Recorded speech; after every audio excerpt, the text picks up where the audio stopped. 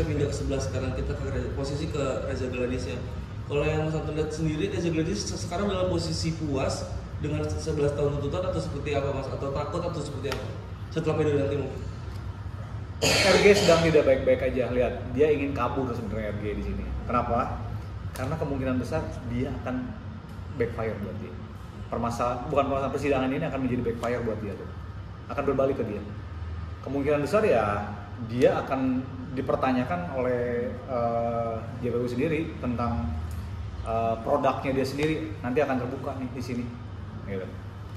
Nah itu kan tadi Mas bilang juga impact produknya. Nah, dari kemarin itu kan Niki juga menyebut dulu produknya Mas. Nah, impact bisnisnya sendiri ke Reza Gladys setelah vonis 17 tahun itu gimana sih Mas maksudnya?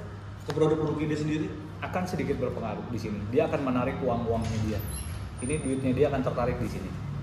Jadi kemungkinan besar akan tidak baik-baik saja dengan bisnisnya RG sendiri.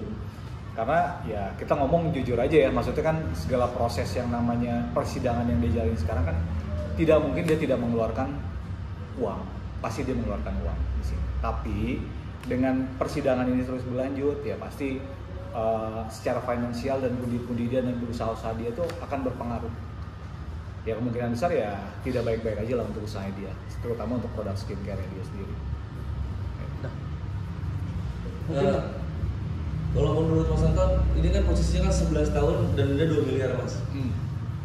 Besok pledoi dan nantinya akan ada putusan. Menurut Mas Anton akan tetap 11 tahun dari hakim, apa di bawahnya, apa di atasnya, prediksinya seperti apa Mas? Prediksi di bawah loh, ini turun ke bawah.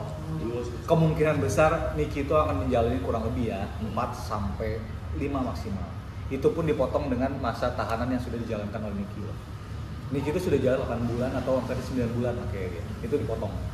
Dan kemungkinan besar tidak 11 tahun, kemungkinan hanya 4 tahun maksimal. Dan itu pun nanti akan berjalan dengan remisi-remisi. Karena Niki juga kan bisa dibilang kooperatif di sini, Nikinya. Gitu. Nah, oke, kamu ya. Oke. Bang Anton, ini gini. Ini kan sekarang terjadi perpecahan di kubu Niki. Dari fans, penggemar dan sahabat dan teman-temannya lah yang selalu hadir di dalam ruang sidang, selalu menyuarakan kebenaran untuk Niki. Dari kartu sendiri, Terawangan Star sendiri, ini kan mulai ada uang masuk, perpecahan karena uang. Gimana Mas dari situ Mas? Ini akan semakin memperkeruh sebenarnya di sini tentang masalah apa ya, uang-uangan atau apapun itu ya. Kan tadi saya sudah bilang ya, di persidangan ini pure adalah ada orang yang sedang bermain di sini dan juga ada orang yang mengeluarkan materi untuk persidangan Niki di sini. Jadi kemungkinan besar ini pun akan tambah ricuh, carut marut. Kenapa? Banyak sekali orang yang meminta pertanggungjawaban nih dengan uang-uang itu yang keluar itu. Lihat di sini banyak sekali orang yang meminta pertanggungjawaban.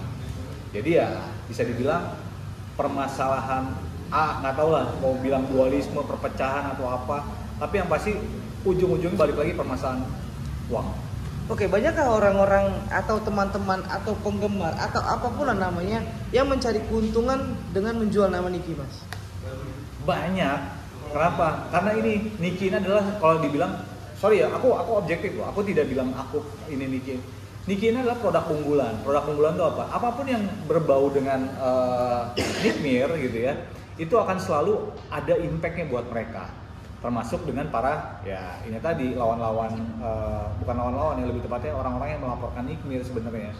Karena mau tidak mau itu akan mengangkat nama dia juga tuh, mengangkat nama orang yang melaporkan. Jadi kemungkinan besar ya pasti adalah impactnya, karena Nikmir ini bisa dibilang produk yang bisa diandalkan lah gitu. Maaf ya Nikmir, aku bilang produk, bukan produk, lebih tepatnya adalah Nikmir ini punya bintang keberuntungan yang sangat bagus. Jadi banyak orang yang ingin mendompleng. Makanya aku selalu bilang sama Nikmir, hati-hati dengan circle. Kenapa? Yang menjatuhkan Niki itu adalah tuh circle, lihat tuh. Yang menjatuhkan Niki adalah orang di belakangnya dia sendiri atau orang sekitarnya dia sendiri. Jadi kemungkinan Niki harus setelah kejadian ini harus lebih berhati-hati dengan teman sekitar, circle, dan juga orang yang untuk mengajak dia berbisnis apapun itu bentuknya. Oke. Ini kan ada sudah mulai, bahkan ada yang berani menarik diri dan memilih untuk mendukung RG nih. Nah, Ini kan seperti kayak mencari keuntungan di dalam kesulitan seseorang ya, Mas. Kalau Bang Anto lihat gitu, akankah Niki murka nantinya setelah dia keluar sama orang-orang yang Oke. Apakah ini akan Niki menjadi balas dendam pada mereka ya? Enggak. Niki ini orang yang objektif sebenarnya.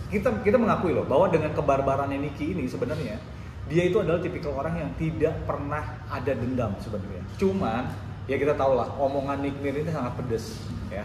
Maksudnya omongan itu dia dilontarkan itu dalam bentuk yang spontanitas gitu. Jadi Nick Mir ya kalau untuk sakit hati sih saya agak jauh lah di sini sakit hati. Emang ada sakit hati tapi untuk orang-orang tertentu. Tapi dengan orang-orang yang sekarang berseberangan sama dia nggak terlalu.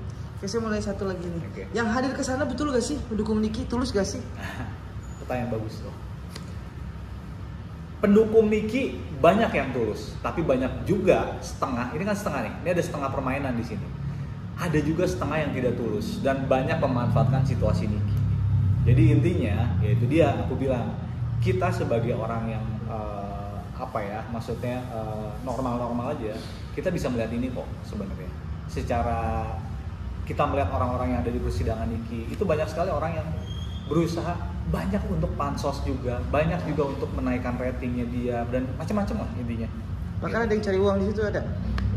Nih, cari uang udah jelas nih, dia ngangkat trofi di sini. Berarti intinya orang yang mencari uang di situ kan banyak sekali orang yang berharap untuk ada yang namanya pundi-pundi uang untuk mereka sendiri di sini.